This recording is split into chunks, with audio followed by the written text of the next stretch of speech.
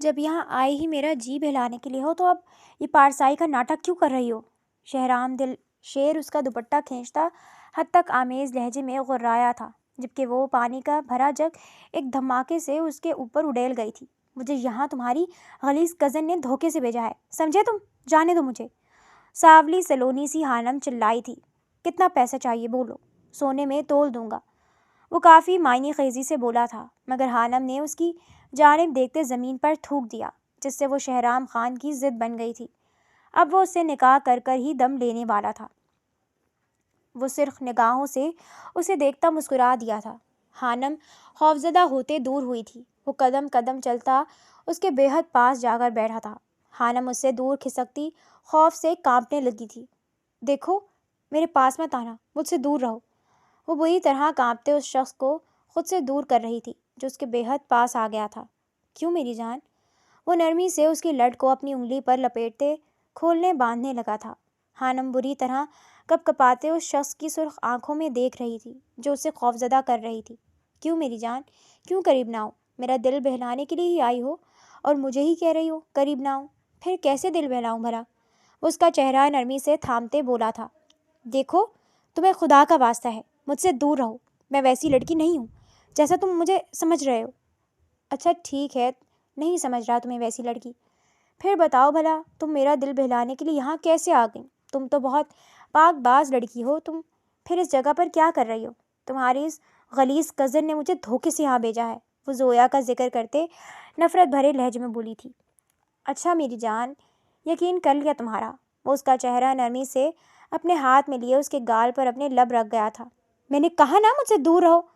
وہ وحشت سے دھاڑتی اسے خود سے دور دھکا دے گئی تھی۔ اس پر جھکا شہرام دلشیر خان دھکا کھا کر پیچھے گرا تھا۔ گرنے کی وجہ سے اس کا چہرہ سرخ ہو گیا تھا۔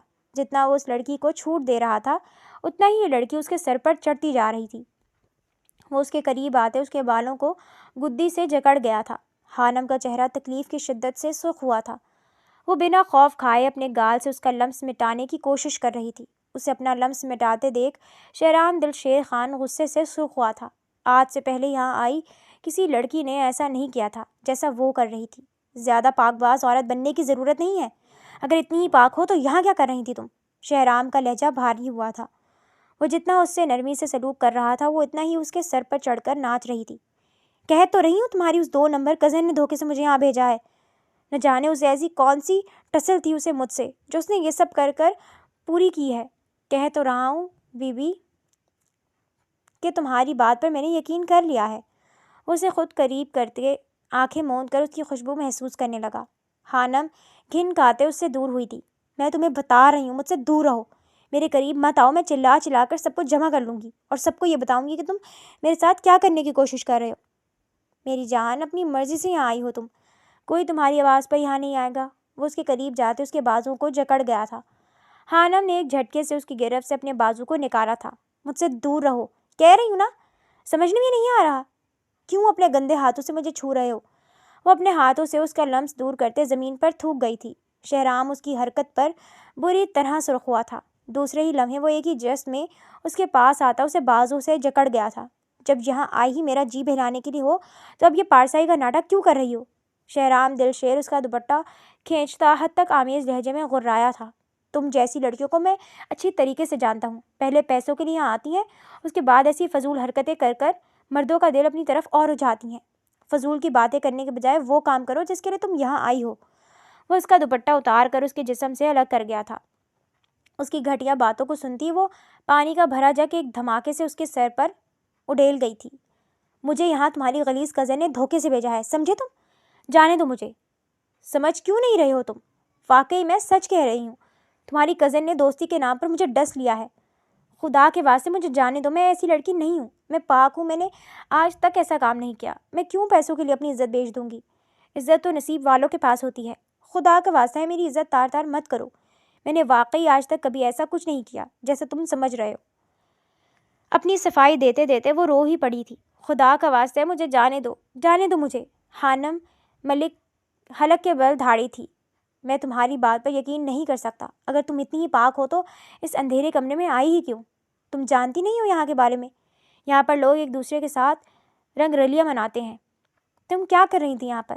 میں تمہاری بات کو مانوں تو مانوں کیسے؟ تم جیسی لڑکیاں تو ان جگہوں کے دور دور بھی نہیں بھٹکتی، تم تو پھر اندر ہو، کیسے یقین کروں میں تمہارا؟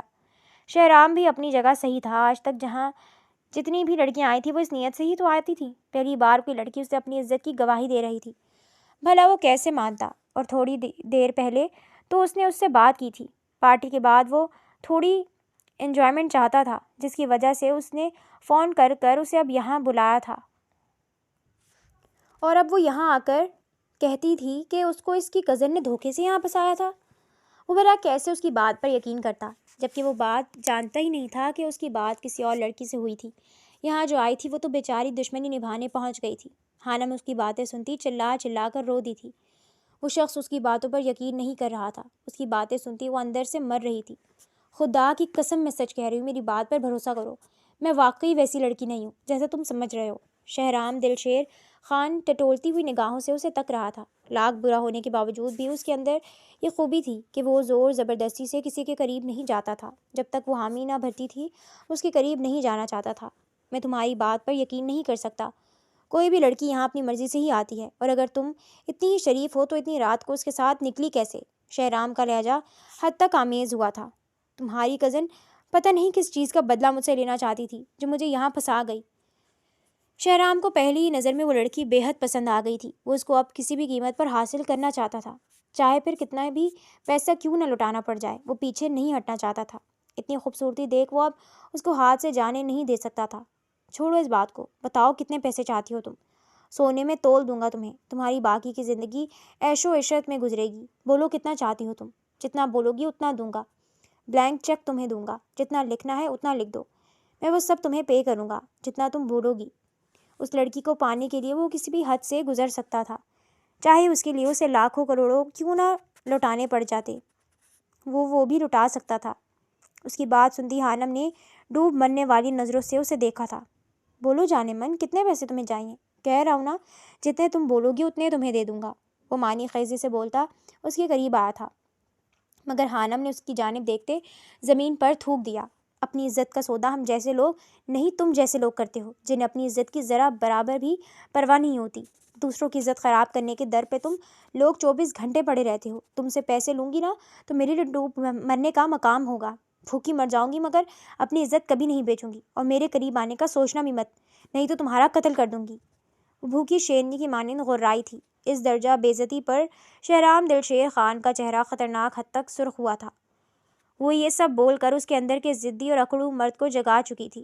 عزت کا سودا ہم جیسے عزت دار لوگ نہیں، تم جیسے بے عزت لوگ کرتے ہو، اس لیے یہ گندی سوچ اپنے دماغ سے نکال دو، اور یہ سودا جا کر اپنی اس کزن سے کرو جو مجھے یہاں پھنسا کر گئی ہے۔ بولتی تم بہت ہو، اور صحیح کہہ رہی ہو، بھلا میں تمہاری عزت کیوں لوٹوں؟ کیوں نہ تمہارے جسم و جان کا مالک بننے کے بعد میں یہ سب پاؤں تو اور زیادہ اچھا لگے گا۔ اچھا رہے گا نا، پھر تمہیں بھی کوئی اعتراض نہیں ہوگا جب شوہر تمہارے قریب آئے گا۔ بھلا تمہیں کیا اعتراض ہوگا؟ تم اور میرے شوہر؟ وہ ایک اور بار زمین پر تھوک گئی تھی۔ شہرام نے سختی سے اس کے بالوں کو اپنی مٹھی میں دبوچ لیا تھا۔ میں تمہیں چھوڑ دیتا مگر نہیں، تم اس قابل ہی نہیں ہو، تم یہ سب کر کر میری ضد کو ہوا دے چکی ہو۔ تمہارے پاس صرف اور صرف 2 راستے ہیں، یا تم مجھ سے نکاح کرو یا پھر چپ چاپ مجھے وہ سب دو جو میں تم سے چاہتا ہوں۔ مر کر بھی میں تم سے نکاح نہیں کروں گی۔ وہ اس کی گرفت سے اپنا ہاتھ نکالتے کھڑی ہوئی تھی۔ تمہاری سوچ ہے یہ، جب میں اپنی ضد پر آ جاؤں تو پیچھے نہیں ہٹنا، چاہے قیامت ہی کیوں نہ آ جائے۔ تمہارے پاس صرف 2 راستے ہیں۔ زور زبردستی میں نے آج تک کسی سے نہیں کری، مگر تم سے ضرور کروں گا، کیونکہ تم میرے اندر کے ضدی مرد کو جگا چکی ہو، جسے میں نے کتنی مشکل سے تھپک تھپک کر سلایا تھا، اور اگر تم نے ایک اور بار بھی انکار کیا، میں قسم کھاتا ہوں میں ہر حد سے گزر جاؤں گا، تمہارا وہ حال کروں گا کہ تم اپنے روپ سے نظریں چراؤ گی۔ وہ سرخ لہجے میں کہتا اس کے بے حد قریب آیا تھا۔ وہ خوف سے پیچھے کھسکتی دیوار سے ٹیک لگا گئی تھی۔ اسے آگے پیچھے کے تمام راستے اپنے اوپر بند ہوتے ہوئے محسوس ہوئے تھے۔ دل ہی دل میں وہ زویا کو منہ بھر بھر کر بددعائیں دینے لگی تھی۔ دوسرے ہی لمحے وہ ہاتھ جھاڑتا کھڑا ہوا تھا۔ تمہارے پاس پورا 1 گھنٹہ ہے، گھنٹے بعد میں مولوی صاحب کو لے کر یہاں آ جاؤں گا، تیار رہنا، اور بھاگنے کا تو سوچنا بھی مت، کیونکہ تمہارے انتقام کے لیے میں نے سب کچھ کر رکھا ہے۔ باہر میرے گارڈز اور پالتو کتے کھڑے ہیں۔ میرے گارڈز تمہیں بھاگنے کی कोशिश करते देख तुम पर गोली चला देंगे। बिलफर्ज अगर तुम उनकी गोली से बच भी जाती हो तो मेरे पालतू कुत्तों से नहीं बच पाओगी, क्योंकि वो तुम्हें देखते ही चीर फाड़ कर खा जाएंगे। इसलिए सोच समझ कर करना जो भी करोगी। मैं पूरे घंटे बाद आता हूँ, फिर तुमसे मुलाकात होती है। वो कहता कमरे से निकलता चला गया था। वो ज़मीन पर गिरती फूट फूट कर रो दी थी। जोया, खुदा करे तुम्हारे साथ भी यही सब हो, तब तुम्हें पता चलेगा कि तुमने मेरे साथ क्या किया है। उसके लबों से बदुआएं निकलती आसमान तक जा रही थी। उसका दिल बुरी तरह फट रहा था। उसके घर वाले उसका इंतज़ार कर रहे होंगे, ये सोच सोच कर ही उसका दिमाग फटने लगा था। दुनिया वाले क्या बोलेंगे, उसके घर वालों को क्या क्या सहना पड़ेगा, सोच कर ही उसकी रंगत ख़तरनाक हद तक सफ़ेद हो गई थी। वो ज़मीन पर बैठी बुरी तरह हिचकियाँ ले रही थी। शहराम दिलशेर खान को उस कमरे से गए पूरा पौन घंटा हो गया था, और उसके बाद वो एक लम्हा नहीं रुकी थी जब से वो यूं ही रोई जा रही थी। वो हर थोड़ी देर बाद अपनी हथेली से अपने आंसू साफ करती चुप होने की कोशिश कर रही थी, मगर आंसू थे कि किसी ज़िद्दी बच्चे की मानंद बहते चले आ रहे थे। पूरे 1 घंटे 5 मिनट गुजर जाने के बाद वो जालिम शख्स दोबारा अंदर दाखिल हुआ था। उसने नज़रें उठाकर शहराम खान को देखा था। ब्लैक कलर की शलवार कमीज़ में मलबूस क्रीम कलर की शॉल को कंधों पर लपेट कर डाले वो तमाम कील कांटों से लबरेज था। बेइंतहा खूबसूरत दिखने वाला शहराम दिलशेर खान इस वक्त उसे बेहद बुरा लग रहा था। उसे देखती वो बेरुखी से अपनी निगाहें मोड़ गई थी। शहराम मुस्कुराता हुआ उसके बराबर बैठा था। तुमसे कहा था ना 1 घंटे बाद मुलाकात होती है। देखो पूरे 1 घंटे 5 मिनट बाद आया हूँ। चलो मौलवी साहब बाहर बैठे हैं। वैसे अफसोस की बात है, मैं तुम्हें पूरे 1 घंटे का टाइम देकर गया था। थोड़ा तो तैयार हो जाती। शादी है हमारी, शादी में दुल्हन को तैयार होना चाहिए। मगर देखो तुम बदनसीब दुल्हन लग रही हो। वो अपनी बातों से उसके दिल पर चिरके चलाया जा रहा था। हानम का दिल किया कि उसकी ज़बान काट दे। ज़बान चला रहा था और उसका दिल कट रहा था। क्यों वो शख्स इतना बोलता था? उसे शख्स के चेहरे से नफरत हुई थी। वो वजाहत से भरपूर मर्द मुस्कुराता रहा था। उसके लबों पर ऐसी मगरूरियत थी कि देखकर इंसान खौफ खाए। चलो मेरी जान, निकाह करना भी है या सब कुछ वैसे ही कर लो? अगर तुम चाहती हो कि ये सब वैसे ही हो जाए तो मैं अभी के अभी मौलवी साहब को वापस भेज दूँगा। उसके बाद तुम सुबह यहाँ से जा सकती हो, रात गुजारने के बाद। और अगर निकाह करना है तो मैं इज़्ज़त से निकाह के लिए भी तैयार हूँ। ऑप्शन तुम्हारे पास है। वो कहता शॉल को कंधे पर झटकते कुर्सी पर बैठा था। उसने अपनी जहरखंद निगाहें शहराम खान पर गाड़ी थी। दूसरे ही लम्हे वो तीर की मानंद खड़ी हुई थी। चलो मैं इस निकाह के लिए तैयार हूँ। ये कहते हुए इसका दिल कितनी बार फटा था बस वही जानती थी। जो फैसला वो करना नहीं चाहती थी इज़्ज़त के लिए, वही फैसला उसने इतनी आसानी से कर लिया था। मौत आ जाती मगर इज़्ज़त पर कोई कॉम्प्रोमाइज़ नहीं था। शहराम उसे एक नज़र देखता मुस्कुराते हुए खड़ा हुआ था। ये लड़की वाकई उसे हैरान पर हैरान कर रही थी। वैसे मुझे तुमसे बहादुरी की उम्मीद थी। तुम इतनी आसानी से हथियार फेंक दोगी मैंने सोचा नहीं था। थोड़ा तो लड़ती यार। कहा ना इज़्ज़त पर कॉम्प्रोमाइज़ नहीं। तुम अगर ये कहते ना कि तुम्हारे साथ रात गुजार लूँ या दूसरे ऑप्शन में मैं मर जाऊँ, तो खुदा की कसम मैं मर जाती, मगर तुम्हारे पास ना आती, न तुम्हें अपने पास आने देती। उसके लहजे में चट्टानों जैसी सख्ती थी। शहराम उसे इम्प्रेसिव निगाहों से देखते खड़ा हुआ था। चलें फिर? चलो, वो कहती लंबे लंबे ढक बढ़ती उससे पहले कि कमरे से निकलती उसे आवाज़ देकर रोक चुका था। मेरी जान, बाहर बहुत से मर्द हजरात बैठे हुए हैं। चेहरा ढको अपना। तुम्हारे चेहरे का एक हिस्सा भी वहाँ बैठा कोई मर्द ना देख सके। इतनी सारी बातों में पहली बार शहराम दिलशेर खान का लहजा सख्त हुआ था। हानम ने इस्तेहज़ाइया निगाहों से उसे देखते अपना रुख उसकी जानिब मोड़ा था। वाओ, तुम मुझे ख़रीद कर आज रात के लिए मेरे साथ वो सब करना चाह रहे थे, और अब तुम कह रहे हो मैं चेहरा ढककर बाहर जाऊँ? क्यों भाई? जिस नज़र से तुम मुझे देख रहे थे उसी नज़र से उन्हें भी मुझे देखने दो। जितना कहा है उतना करो, वरना खुदा की कसम तुम्हारा टेटवा दबा दूंगा। वो इतनी ज़ोर से धाड़ा कि वो दिल पर हाथ रखती पीछे हुई थी। उससे पहली बार शहराम दिलशेर खान से सबसे ज़्यादा खौफ आया था। तुम मेरी इज़्ज़त बनने जा रही हो। तुम चाहती हो कि वो तुम्हें गंदी निगाहों से देखें और मैं तुम्हें देखने दूँ? नहीं मेरी जान, मैं उनकी आंखें निकाल दूंगा। उसके साथ साथ मैं तुम्हें भी थोड़ी ना छोड़ूंगा। तुम क्या समझती हो कि तुम बेपर्दा किसी के भी सामने जाओगी और मैं बर्दाश्त कर लूँगा? नहीं मेरी जान, इतनी मुझ में बर्दाश्त नहीं है। वो उसके पास आता उसके कान में सूर फूंक चुका था। जैसा भी समझ लो, मगर बगैरत कभी भी मत समझना। मैं वो मर्द नहीं हूँ जो तुम मुझे समझ रही हो। جانتا ہوں کہ بہت غلط کام کیا ہے، مگر کبھی بھی کسی کی مرضی کے بغیر اسے ہاتھ نہیں لگایا۔ وہ اس کو استہزائیہ نگاہوں سے دیکھتی اپنے چہرے پر نقاب کر گئی تھی۔ شہرام نے کھل کر سانس لی تھی۔ اس عورت کے چہرے کو دیکھتے ہی وہ اس پر فدا ہو گیا تھا۔ وہ نہیں چاہتا تھا کہ اب کوئی بھی اس عورت کو دیکھے۔ وہ نرمی سے اس کا ہاتھ اپنے ہاتھ میں تھامے باہر کی جانب قدم بڑھا گیا تھا۔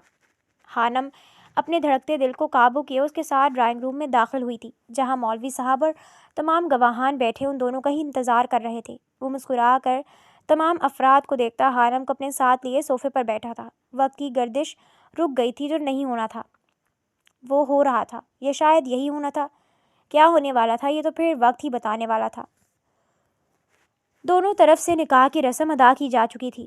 خانم عبداللہ اب خانم شہرام دلشیر خان بن چکی تھی۔ اس کے چہرے پر بری طرح زردی پھیلی ہوئی تھی۔ ایسا لگ رہا تھا جیسے کسی نے اس کے چہرے پر اپٹن کا لیپ کر دیا ہو، جبکہ دوسری طرف شہرام خان کے لبوں پر مسکراہٹ پھیلی ہوئی تھی۔ جس عورت کو پانا چاہا تھا اس عورت کو پا لیا تھا۔ بھلا پھر کیا چاہیے تھا؟ تمام گواہان اٹھ اٹھ کر ان دونوں کو مبارکباد دے کر جا رہے تھے۔ وہ دونوں سر کے خم سے سب کی مبارکباد وصول کر رہے تھے۔ ایک ایک کر کر ڈرائنگ روم خالی ہو گیا تھا۔ سبھی افراد وہاں سے جا چکے تھے۔ مبارک ہو بیگم، اس نے خانم کے کان میں سور پھونکا تھا۔ خانم نے شکوہ کناں نظر اس پر ڈالتے اپنی نظریں پھیر لی تھیں۔ شہرام اس کے منہ موڑنے پر گہری سانس بھر کر رہ گیا تھا۔ میری جان، شوہر ہوں تمہارا۔ خیر مبارک تو کہہ ہی سکتی ہو تم۔ ضرور کہتی شہرام دل شیر خان، مگر تب جب تم میرے پسندیدہ شوہر ہوتے۔ مگر تم میرے لیے ایک ناپسندیدہ مرد ہو۔ تم نے اپنے آپ کو میرے اوپر مسلط کیا ہے۔ تم جتنا بھی چاہ لو، میں تمہیں کبھی بھی اپنا شوہر نہیں مانوں گی۔ تم میرے لیے وہی ہوگے جو پہلے تھے۔ میری جان، تمہارے ماننے یا نہ ماننے سے کیا ہوتا ہے؟ اللہ کی نظر میں اور گواہان کی نظر میں اور اس دنیا کی نظر میں تم میری بیوی ہو۔ تم مانو یا نہ مانو، میں نے تو اس بات کو دل سے قبول کر لیا ہے کہ تم میری بیوی ہو، اور اس حقیقت سے تم نظریں نہیں پھیر سکتی۔ وہ کھڑے ہوتے اپنا بھاری ہاتھ اس کے آگے پھیلا گیا تھا۔ چلو، بہت ٹائم ہو گیا، کمرے میں چلتے ہیں۔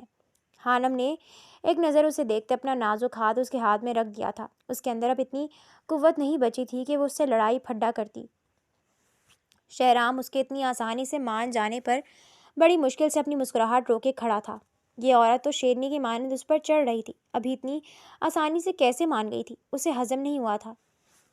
وہ نرمی سے اس کا ہاتھ اپنے ہاتھوں میں تھام کے کمرے کی جانب قدم بڑھا گیا تھا۔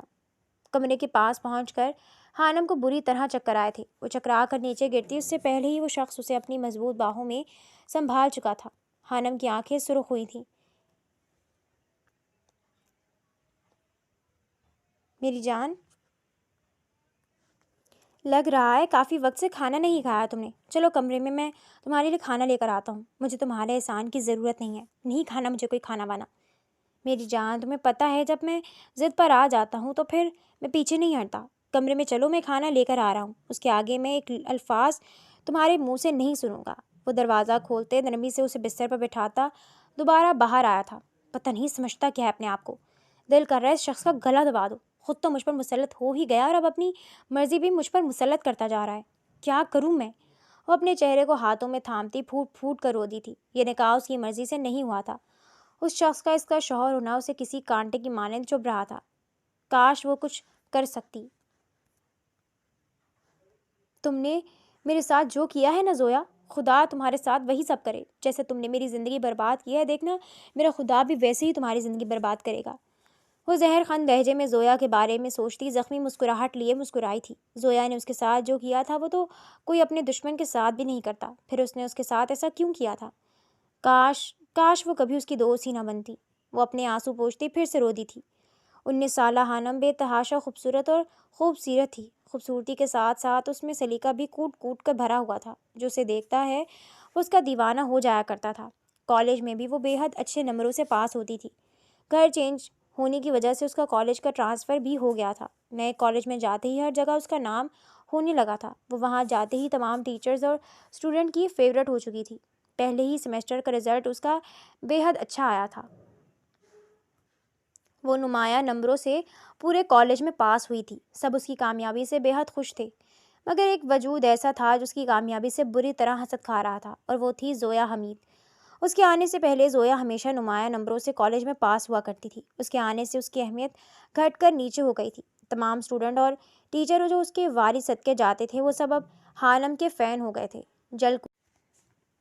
آخری کیل وہ ٹھکی جب وہ فائنل سیمسٹر میں بھی زویا سے زیادہ نمبر لے کر کالج میں ٹاپ کر گئی۔ اس ٹائم تو زویا جل کر خاک ہی ہو گئی۔ وہ اس کالج میں آ کر اس کا نام ڈبا رہی تھی۔ اب کچھ بھی کر کر وہ اس سے اس چیز کا بدلہ لینا چاہتی تھی۔ پھر اس نے آہستہ آہستہ حانم سے دوستی کرنے کی ٹھانی۔ حانم شروع دن میں تو اس سے دور رہی، مگر پھر وہ اس کی باتوں میں آتی اس سے دوستی کر چکی تھی۔ تھوڑے ہی دن بعد زویا نے اسے اپنی برتھ ڈے پارٹی پر فارم ہاؤس آنے کے لیے کہا۔ اس نے لگے ہاتھوں ہی انکار کر دیا تھا۔ ویسے بھی جس فیملی سے وہ بلانگ کرتی تھی رات میں کہیں بھی جانے کی اجازت ملتی ہی نہیں تھی، اس لیے اس نے کوشش بھی نہیں کی تھی، مگر زویا اپنی دوستی کے قسمیں وعدے دیتی اسے منا چکی تھی۔ اس کے بعد چھپ چھپ کر حانم اس کی سالگرہ میں فارم ہاؤس پہنچی گئی تھی۔ حانم کو وہاں دیکھتے زویا کے دل کی کلی ہی کھل گئی تھی۔ اسے دھڑکا لگا تھا کہ شاید حانم نہ آئے، مگر حانم آ کر اس کی مشکل آسان کر چکی تھی۔ اس نے تمام پلان بنا لیا تھا۔ اس کا کزن جو کہ اس کا بیسٹ فرینڈ بھی تھا، اس نے انیکسی میں پارٹی کرنے کے بعد تھوڑا عیاشی کا سامان کر رکھا تھا۔ اس لڑکی کو انیکسی میں جاتے دیکھ زویا نے بڑی ہوشیاری سے اسے وہاں سے ہٹا کر حانم کو وہاں بھیج دیا تھا۔ وہ جان بوجھ کر اس کے کپڑوں پر جوس گراتی اسے انیکسی میں بھیج چکی تھی، اور جب سے وہ اس انیکسی میں آئی تھی تب سے اس کی زندگی برباد ہو گئی تھی۔ اس کی آنکھوں سے آنسو بہتے تکیے میں جذب ہو رہے تھے۔ اسے زویا سے سخت نفرت ہوئی تھی۔ کاش وہ اپنے گھر والوں کو جھوٹ بول کر یہاں نہ آتی تو آج عزت سے اپنے گھر میں آرام سے سو رہی ہوتی۔ اس کی اپنی وجہ سے ہی آج وہ مشکل میں گرفتار تھی۔ شہرام ٹرے میں کھانا لیے کمرے کے اندر داخل ہوا تھا۔ اسے کمرے کے اندر آتے دیکھ حانم طریقے سے اپنا دوپٹہ اپنے اوپر ڈالتی اٹھ کر بیٹھی تھی۔ شہرام اس کے سامنے کھانے کی ٹرے رکھتا اس کے برابر ہی بیٹھ گیا تھا۔ چلو کھانا کھاؤ۔ اس کے کہنے کی دیر تھی کہ حانم نے منہ موڑ لیا۔ حانم، میں کچھ کہہ رہا ہوں، کھانا کھاؤ۔ نہیں کھانا مجھے کھانا، شکریہ تمہاری احسان مندی کا، مگر مجھے تمہارا یہ احسان نہیں چاہیے۔ میں احسان نہیں کر رہا، یہ کھانا ہے، تم میری بیوی ہو اور اب تمہیں میرے ساتھ ہی رہنا ہے۔ بھوکی ہو تم، کمزور ہو رہی ہو، تمہیں پلیز کھانا کھاؤ، ضد مت کرو۔ نہیں، میں نے کہا نا نہیں کھاؤں گی میں۔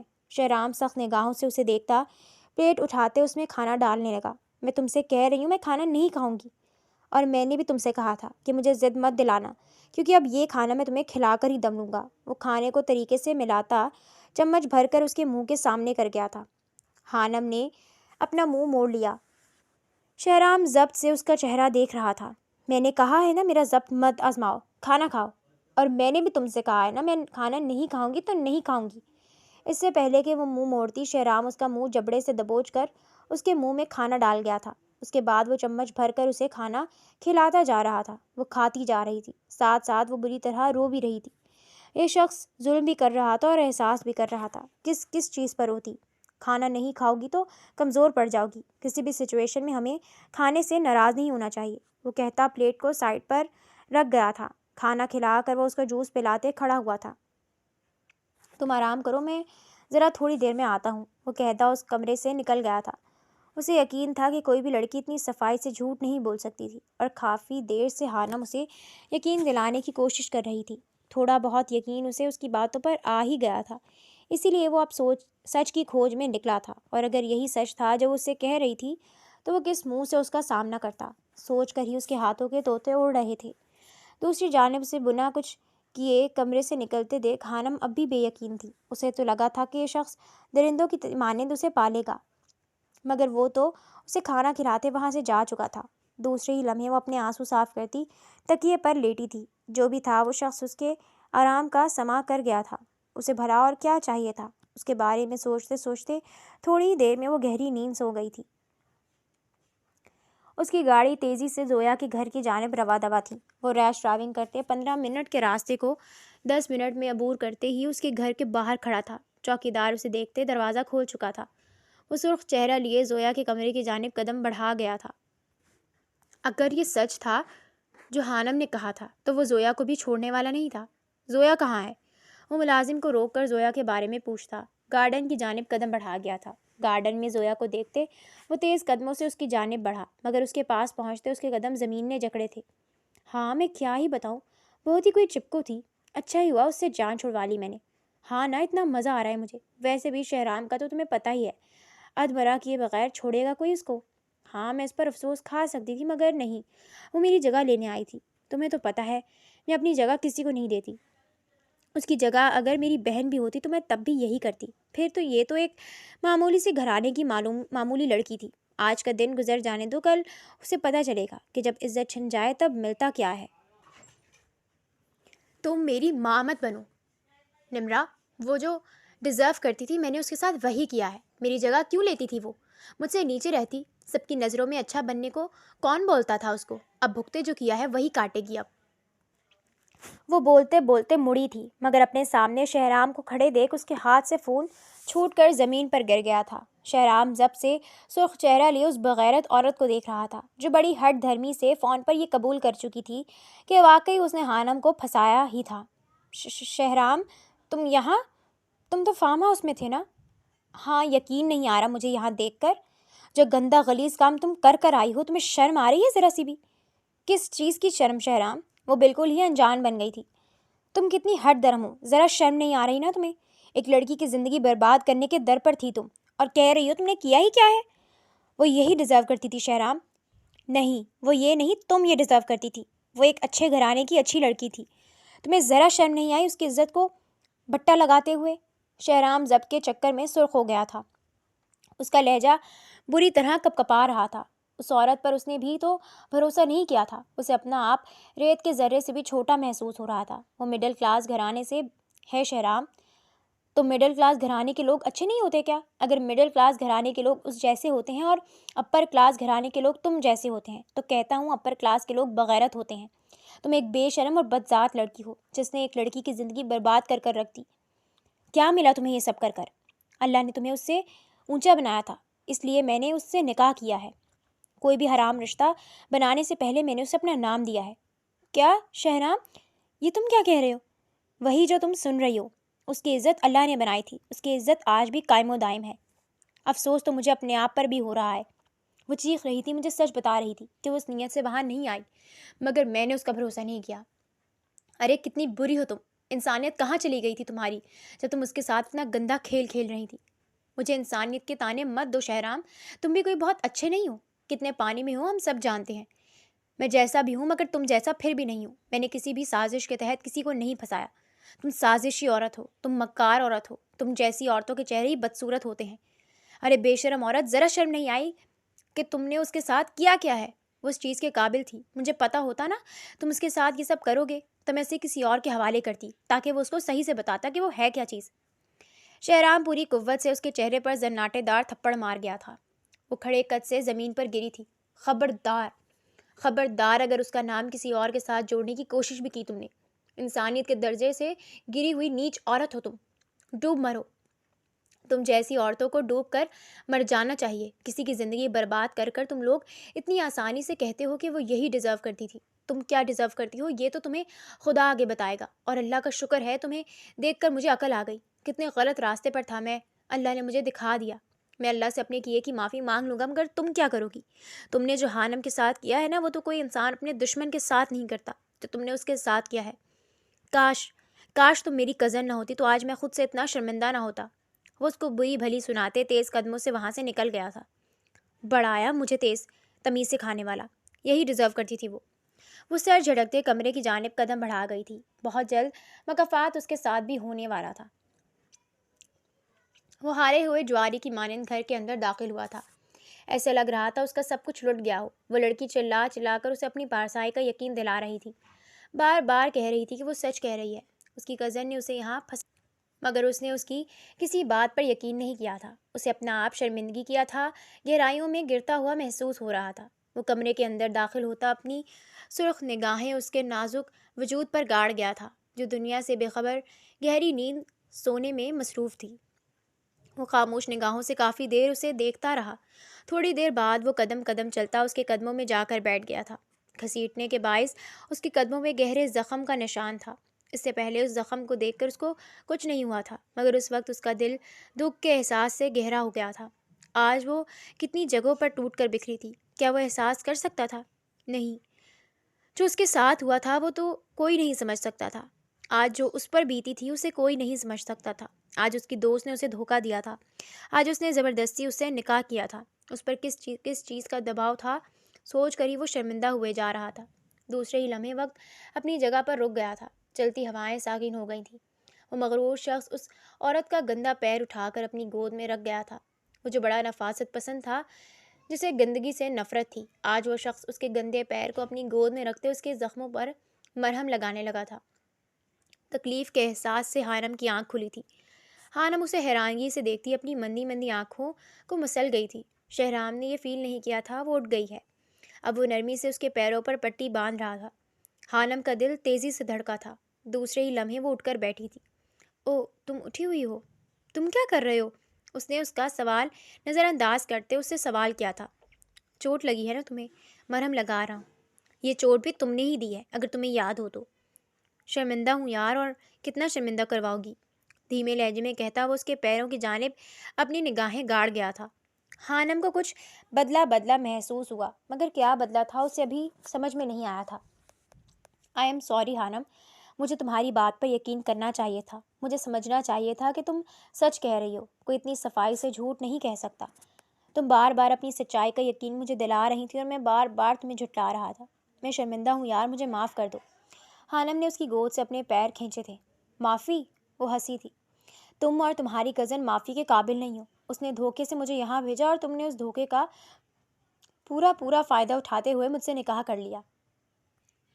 میں کبھی بھی تمہیں اور اسے معاف نہیں کروں گی۔ خدا کی قسم حانم، اگر مجھے ذرا بھی علم ہوتا کہ تم جھوٹ نہیں کہہ رہی تو میں یہ سب نہیں کرتا، لیکن تم نے یہ سب کیا کیونکہ تمہیں یہ سب کرنا تھا، تم چاہتے تھے یہ سب ہو۔ اگر میں یہ نکاح نہیں کرتی تم مجھے زبردستی پا لیتے، صرف مجبوری میں یہ نکاح کیا ہے میں نے تم سے، کسی خوش فہمی میں مت رہنا۔ وہ پھاڑ کھانے والے انداز میں کہتے دور ہوئی تھی۔ پلیز حانم، میری بات تو سنو۔ چپ، بالکل چپ۔ تمہاری کوئی بھی بات سن کر میں اپنا فیصلہ نہیں بدلوں گی۔ جو تم نے کیا ہے اس کی معافی نہیں ہے، اس کی معافی نہیں ہے شہرام، میں تمہیں معاف کر ہی نہیں سکتی۔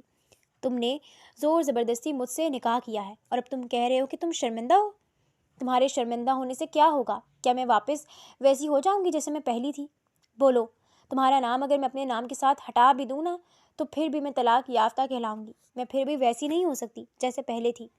تو تمہاری ایک معافی سب کچھ نہیں بدل سکتی۔ وہ سخت لہجے میں کہتی وہاں سے اٹھ کر چلی گئی تھی، جبکہ شہرام وہیں بیٹھا رہ گیا تھا۔ اسے خود سے گھن آنے لگی تھی۔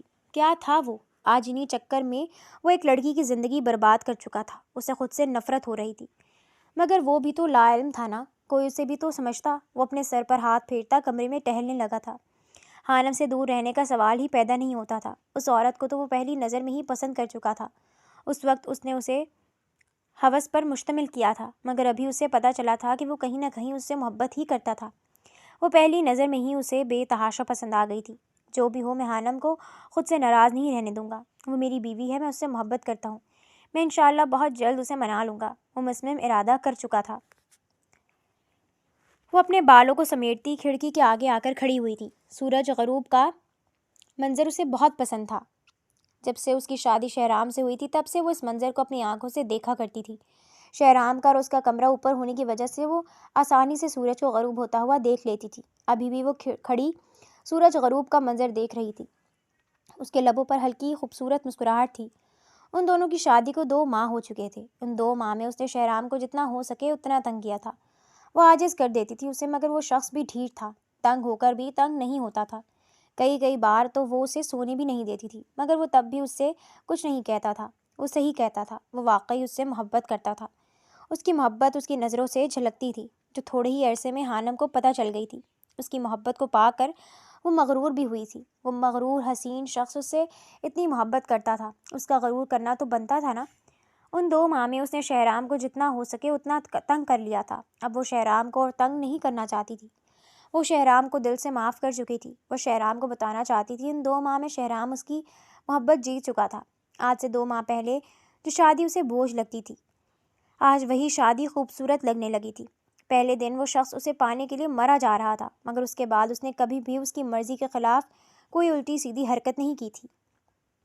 شادی کو 2 ماہ ہونے کے باوجود بھی وہ دونوں ایک دوسرے سے دور تھے۔ شہرام اسے مکمل طور پر وقت دے رہا تھا کہ وہ اس کے اور اپنے رشتے کو سمجھ لیں، اور ان دنوں میں وہ سمجھ بھی گئی تھی۔ اس کی تمام چوٹوں پر اس سے زیادہ شہرام کو تکلیف ہوتی تھی۔ وہ اس کے لیے تڑپ جایا کرتا تھا۔ اس کی تڑپ دیکھتے حانم کا دل آہستہ آہستہ اس شخص کے لیے پگھلنے لگا تھا جس شخص سے وہ نفرت کی دعوے دار تھی۔ کب اس سے محبت کرنے لگی اسے پتہ ہی نہیں چلا۔ وہ کھڑکی کے آگے کھڑی مسکرا ہی رہی تھی کہ تبھی دروازہ کھول کر شہرام اندر داخل ہوا تھا۔ اسے کھڑکی کے سامنے کھڑے دیکھ اس کے لبوں پر مسکراہٹ دوڑ گئی تھی۔ یہ عورت اس کا سکون تھی، بھلے وہ کتنا بھی اسے بے سکون کر لیتی، سکون پھر بھی اس کا اسی عورت کے پاس تھا۔ سارے دن کی تھکن وہ اس کو ایک نظر دیکھ کر اتار لیا کرتا تھا۔ آج بھی تو اسے اتنی تھکن تھی، مگر اس کو دیکھتے اسے اپنی تمام تھکن اترتی ہوئی محسوس ہوئی۔ وہ قدم قدم چلتا اس کی پشت کو اپنے سینے سے لگا گیا تھا۔ حانم ہوش میں آتی سرخ ہوئی تھی۔ کیا کر رہی تھی میری جانمن یہاں کھڑی ہو کر؟ کچھ نہیں، بس سورج ڈوب رہا تھا نا۔ جتنا سورج کو دیکھتی ہو اتنا ہی اگر مجھے دیکھ لیتی تو دعوے سے کہہ سکتا ہوں آج تم میری محبت میں گرفتار ہوتی۔ اس کے کہنے پر حانم نے اپنی نظریں چرا لی تھیں۔ وہ اسے کیا بتاتی، وہ اس سے محبت کرنے لگی تھی۔ کر لو نا میری جان مجھ سے محبت، اتنا بھی برا نہیں ہوں اب۔ کب تک صرف میں تم سے محبت کرتا رہوں گا؟ وہ وقت کب آئے گا جب تم بھی مجھ سے محبت کرو گی، مجھے محبت دو گی؟ وہ وقت کب آئے گا جب میں تمہاری گود میں لیٹ کر اپنی تمام تھکن اتار دیا کروں گا؟ وہ اس کا ہاتھ نرمی سے اپنے ہاتھ میں تھامے اس کی ہاتھ کی نسوں پر اپنی انگلیاں پھیر رہا تھا۔ اسے اپنے ہاتھ سے کھیلتے دیکھ بری طرح سرخ پڑی تھی۔ کب وہ وقت آئے گا جب تم دن بھر کی روداد مجھے سنایا کرو گی اور میں خوشی خوشی سب سنوں گا؟ میں نے سنا ہے بہت سے شوہر اپنی بیوی کی بات نہیں سنتے، مگر میں تم سے وعدہ کرتا ہوں کہ میں تمہاری ساری باتیں سنوں گا، بھلے کتنی بھی نیند کیوں نہ آ رہی ہو۔ میں نیند قربان کر کر تمہاری بات سنوں گا، سب گوا دوں گا، سب چھوڑ دوں گا، مگر تمہیں نہیں گواؤں گا۔ تمہیں نمازوں میں مانگا ہے میں نے حانم۔ شادی کے بعد تو لوگ ایک دوسرے کو پا لیتے ہیں، مگر تم نے اور میں نے اس وقت میں سفر کیا ہے۔ میں تم سے بے حد محبت کرتا ہوں حانم۔ اب تم سے دور رہنا میرے لیے مشکل ہوتا جا رہا ہے۔ خدا کے واسطے میری محبت کو سمجھو حانم، پلیز۔ وہ نرمی سے اس کے ہاتھوں کو اپنے ہاتھ میں لیے ان پر اپنے لب رکھ گیا تھا، مگر سانس تو تب رکی جب حانم بھی اس کے ہاتھوں پر اپنے لب رکھ گئی تھی۔ وہ بے یقین ہوتا دور ہوا تھا۔ حانم نرمی سے مسکراتے اس کے پاس آئی تھی۔ کیا ہوا، یقین نہیں آ رہا کیا؟ اس کے کہنے پر شہرام نے دھیرے سے نفی میں سر ہلایا تھا۔ وہ تو بولنے کی قوت سے بھی محروم ہو گیا تھا۔ اس عورت نے اسے کچھ بھی بولنے لائق نہیں چھوڑا تھا۔ جب آپ سے نکاح ہوا تھا تب آپ سے نفرت تھی، بہت عرصہ آپ کو تنگ کیا، بہت عرصہ آپ کو پریشان کیا۔ اس تمام عرصے میں کب آپ سے محبت کر لی پتہ ہی نہیں چلا۔ وہ نرمی سے اس کے ہاتھوں کو اپنی گرفت میں لے گئی تھی۔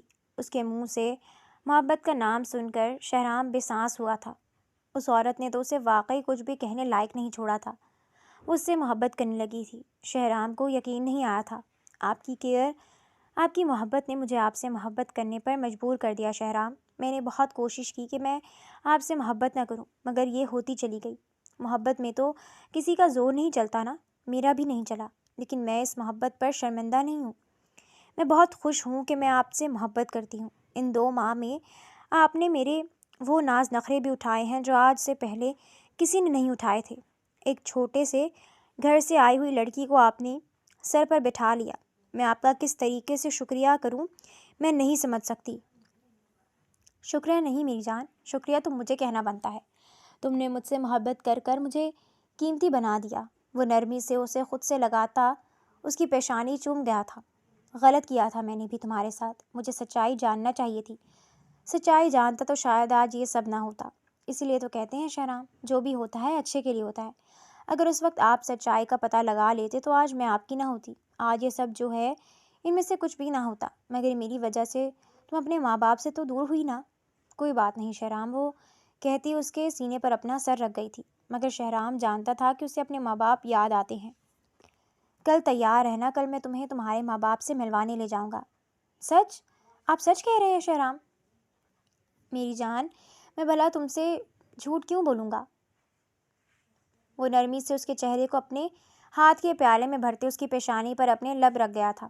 آئی لو یو میری جان، I love you, I love you too Shahram, thank you مجھ سے اتنی محبت کرنے کے لیے۔ وہ اس کے سینے پر اپنا سر رکھتی آنکھیں موند گئی تھی۔ شہرام نے بھی سکون سے آنکھیں موندی تھیں۔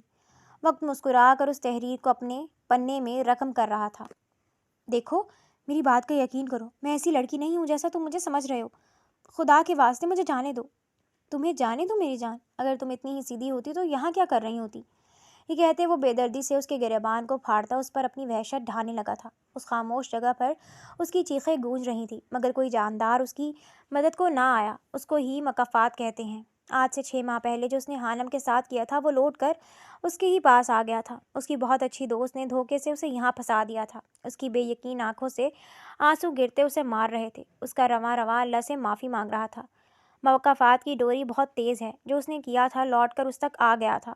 اس کی آنکھوں سے خاموش آنسو بہتے اسے اپنے گناہ یاد دلا رہے تھے۔ جو اس نے کیا تھا ہو بہو اس کے ساتھ بھی ہو گیا تھا۔ ہمیں چاہیے کہ ہم